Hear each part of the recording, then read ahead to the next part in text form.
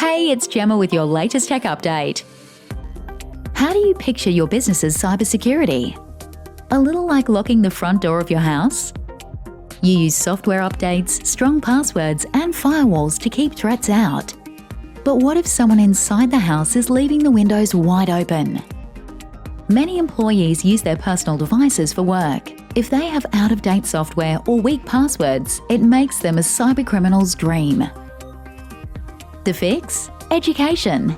Show your team how small habits, like using unique passwords and secure devices, can make a big difference. Cybersecurity is everyone's responsibility. We can help turn your team into your business's strongest defense. Get in touch. That's your tech update. More next week.